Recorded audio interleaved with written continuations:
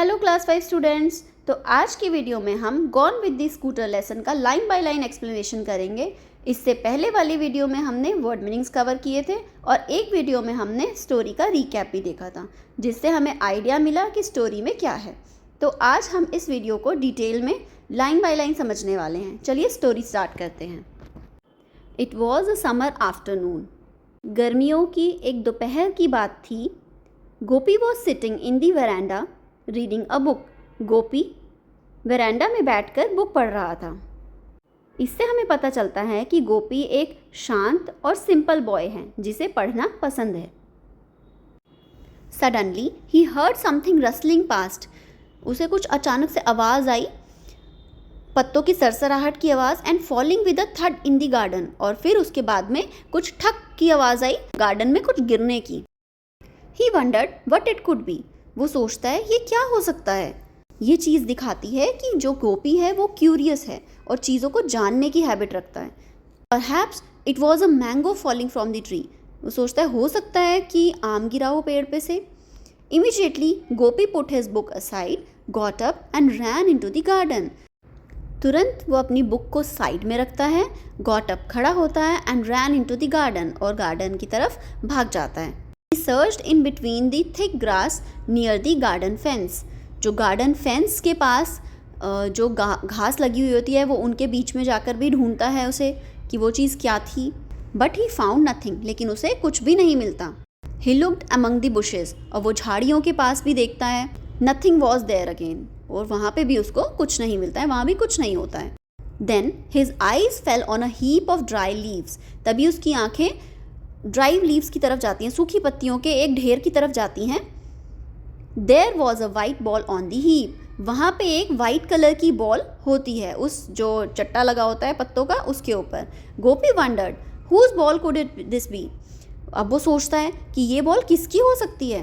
ही looked around. वो आसपास देखता है and peeped outside the gate. और गेट के बाहर भी झांकता है। पीप मतलब झांकना।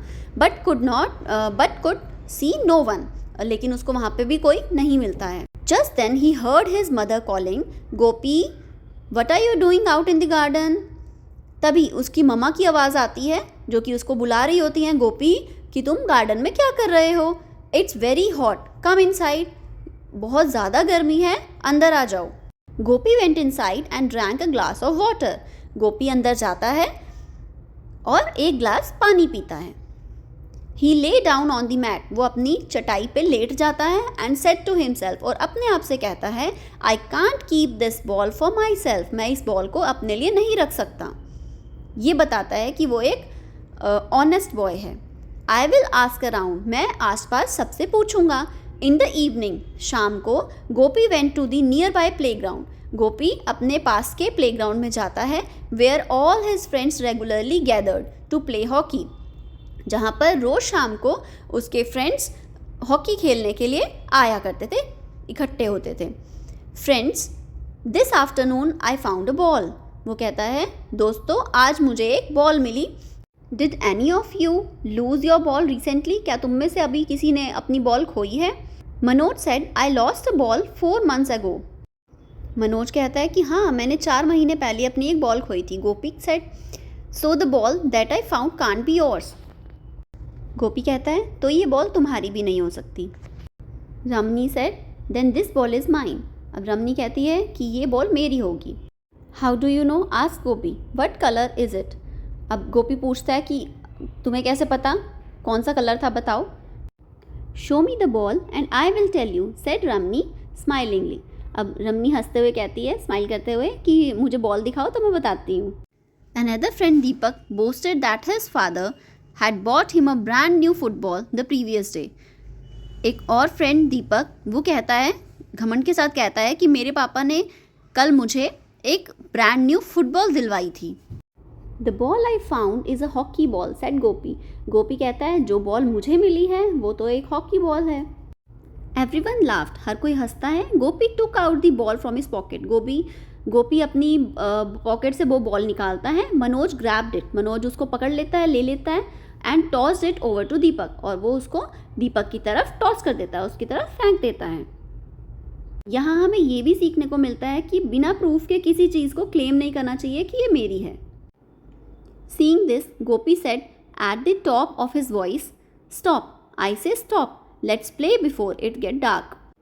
ये देख के गोपी ज़ोर से कहता है, रुको, मैं कहता हूँ रुक जाओ, हम डार्क होने से, हम अंधेरा होने से पहले पहले खेलते हैं। Manoj went to the goal post as he like to be a goal keeper. Manoj goal post के पास चला जाता है क्योंकि उसे गोल कीपर बनना पसंद था। Gopi stood at the centre of the field holding the hockey stick. Gopi field के बिल्कुल बीच में खड़ा हो जाता है, हॉकी स्टिक को होल्ड करके, उसको पकड़ के। He pass the ball to Deepak. उसने बॉल को दीपक की तरफ पास किया। Who drove the ball towards Ramani. जिसने कि रमनी के पास बॉल को भेज दिया। Ramani dribble the ball with the stick. Ramani ने स्टिक से धीरे धीरे बॉल को अपनी पास ही रखते हुए आगे बढ़ाया एंड इट वेंट टू जे। और उसने जे की तरफ भेज दिया। Come on J, play the shot and drive it towards the goal post, Manoj said loudly. अब मनोज ने ज़ोर से कहा कि जे, अपना शॉट खेलो और गोल पोस्ट की तरफ बॉल को भेज दो। Jay tighten his wrist around the stick with the flat side touching the ball. अब जे अपनी कलाइयों को स्टिक पे मजबूत करता है और जो फ्लैट साइड होती है हॉकी स्टिक की, उसको बॉल की तरफ करता है। He hit the ball so hard. वो ज़ोर से बॉल को मारता है। Then it went past the playground gate. और जो बॉल थी वो प्लेग्राउंड गेट के और पार चली जाती है। And fell into the basket of a passing scooter. और जो वहाँ से स्कूटर गुजर रहा होता है, पासिंग स्कूटर मतलब गुजर रहा होता है स्कूटर, उसकी बास्केट में जाके गिर जाती है। The scooterist who was unaware of what had happened drove past. वो जो स्कूटर चला रहा था, उसको बिल्कुल भी पता नहीं कि क्या हुआ, और वो बिना उसे कुछ पता लगे वो आगे निकल जाता है। By the time the children ran to the gate the scooter was gone and so was the ball. जब तक बच्चे गेट पे दौड़ के आते हैं, स्कूटर वहाँ से चला गया होता है और बॉल भी चली गई होती है। They looked at each other and burst into laughter. वो एक दूसरे को देखते हैं और ज़ोर ज़ोर से हंसने लगते हैं। इससे हमें ये सीखने को मिलता है कि कभी कभी छोटी छोटी प्रॉब्लम्स पर टेंशन लेने की बजाय हमें एन्जॉय करना चाहिए। इस स्टोरी से हमें ऑनेस्टी, रिस्पॉन्सिबिलिटी एंड फ्रेंडशिप की इम्पोर्टेंस समझ में आती है। अगर आपको ये एक्सप्लेनेशन पसंद आया हो तो लाइक करें, शेयर करें और सब्सक्राइब ज़रूर करें, ताकि आपको आगे और चैप्टर्स भी अच्छे से समझ में आए, फुल एक्सप्लेनेशन के साथ में। और इसके जो नेक्स्ट क्वेश्चन आंसर्स हैं वो मैं नेक्स्ट वीडियो में आपसे शेयर करूँगी। Thanks for watching and bye bye.